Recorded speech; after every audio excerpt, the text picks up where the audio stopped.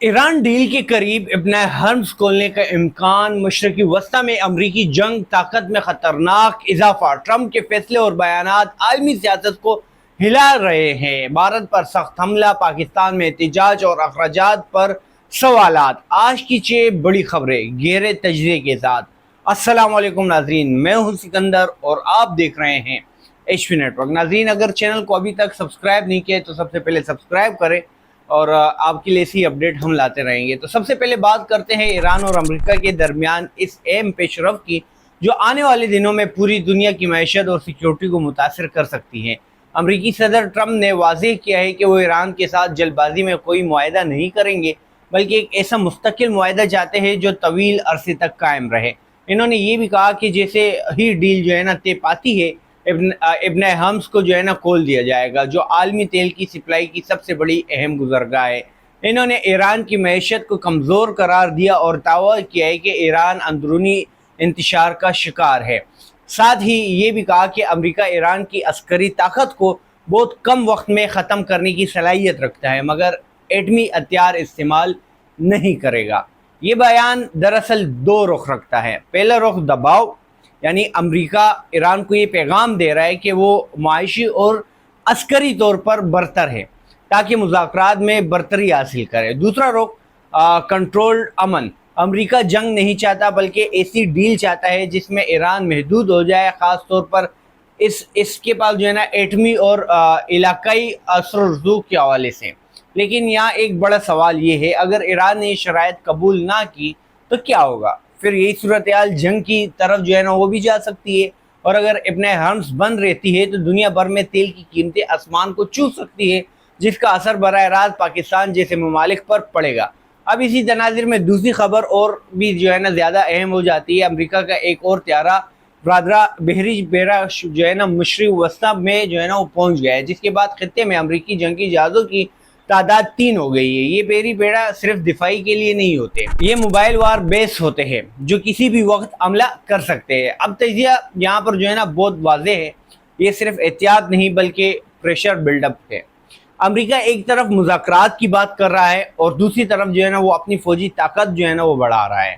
یہ diplomacy power ہے، لیکن اس کا خطرناک پہلو یہ ہے کہ جتنا زیادہ اسلحہ ایک جگہ جمع ہوگا، اتنا ہی غلطی حادثے کا امکان جو ہے نا وہ بڑھے گا، اور ایک چھوٹی سی چنگاری بڑی جنگ کا سبب بن سکتی ہے۔ اب آتے ہیں امریکی کے اندرونی معاملات کی طرف، جو بظاہر الگ لگتے ہیں لیکن حقیقت میں اسی بڑی تصویر کا حصہ ہے۔ صدر ٹرمپ نے امریکی بحریہ کے وزیر جان فیلن کو جو ہے نا وہ برطرف کر دیا ہے۔ وجہ یہ بتائی گئی ہے کہ نئے جنگی جہازوں کی جو ہے تیاری ہے اور خریداری ہے، اس پر اختلافات ہے۔ جب ایک ملکی جنگی تیاریوں میں ہو اور تو اس وقت جو ہے نا دفاعی قیادت میں اختلافات خطرناک سمجھے جاتے ہیں۔ یہ برطرفی اس بات کی نشاندہی کرتی ہے کہ امریکہ کے اندر بھی پالیسی پر جو ہے نا مکمل اتفاق نہیں ہے۔ کچھ لوگ جو ہے نا وہ تیز رفتار عسکری تیاری چاہتے ہیں، جبکہ کچھ محتاط رویہ اپنانا چاہتے ہیں، اور جب اندرونی تقسیم ہو تو فیصلے یا تو جلد بازی میں جو ہے نا وہ ہوتے یا پھر غیر متوازن ہو جاتے ہیں۔ اب ایک اور انتہائی حساس خبر، خلیج عمان سے امریکی افواج نے ایک ایرانی کارگو جہاز کو جو ہے نا وہ تحویل میں لے لیا ہے، اور ٹرمپ کے مطابق اس سے جو ہے نا ملنے والا مواد ٹاپ سیکرٹ ہے۔ یہاں سب سے بڑا سوال جو ہے نا وہ یہ ہے، آخر ایسا کیا ملا ہے جو بتایا بھی نہیں جا رہا؟ ایسے معاملات میں معلومات چھپانا خود ایک پیغام ہوتا ہے، یا تو کسی بڑے ثبوت کی نشاندہی کرتا ہے، یا پھر ایک جو ہے نا نیریٹو بنانے کی کوشش ہوتی ہے جس کے ذریعے مستقبل میں کسی بھی بڑی کارروائی کا جواز دیا جا سکے۔ اگر واقعی حساس مواد ملا ہے تو امریکہ اسے عالمی سطح پر جو ہے نا ایران کے خلاف بھی استعمال کر سکتا ہے، اور اگر نہیں تو یہ بھی ممکن ہے کہ اسے دباؤ بڑھانے کے لیے استعمال کیا جا رہا ہو، جیسے ٹرمپ کرتا رہا ہے ماضی میں۔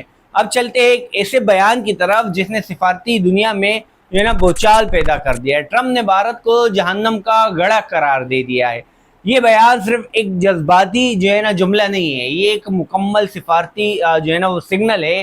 دنیا میں طاقتور ممالک ایسے الفاظ بغیر سوچے جو ہے نا وہ نہیں بولتے۔ اس کا مطلب یہ ہو سکتا ہے کہ امریکہ اور بھارت کے تعلقات میں درار آ رہی ہے، یا پھر امریکہ بھارت پر دباؤ ڈال رہا ہے کہ وہ اپنی پالیسیز جو ہے نا وہ تبدیل کرے.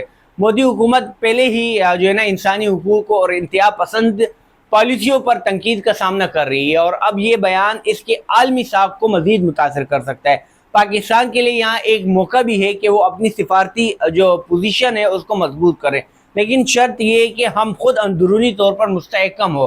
آخر میں آتے ہیں پاکستان کی سیاست کی طرف، جہاں جو ہے نا حقیقت ہمیشہ سب سے زیادہ پیچیدہ ہوتی ہے. مولانا فضل الرحمان نے مہنگائی کے خلاف احتجاج جو ہے نا وہ مؤخر کر دیا ہے. انہوں نے اس کی وجہ جو ہے نا عالمی حالات اور ایران امریکہ کشیدگی کو جو ہے نا وہ قرار دیا ہے.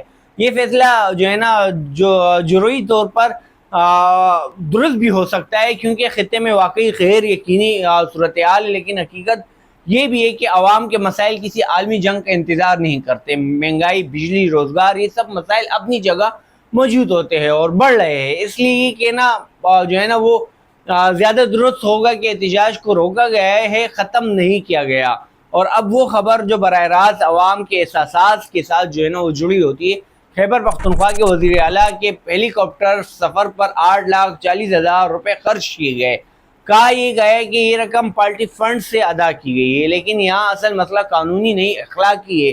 جب ملک میں لوگ مہنگائی سے جو ہے نا پریشان ہو تو ایسے اخراجات عوام کے ذہن میں سوالات پیدا کرتی ہے. پی ٹی آئی ہمیشہ شفافیت اور سادگی کا نعرہ تو لگاتی ہے، لیکن عملی طور پر ایسے اقدامات اس بیانیے کو کمزور کر دیتی ہے. کبھی عوامی اسمبلی جو لگانے کا فیصلہ ہے وہ، کبھی عوام کے نام پر سیاسی کھیل، اور اب ایسے اخراجات، یہ سب مل کر ایک تضاد پیدا کرتے ہیں.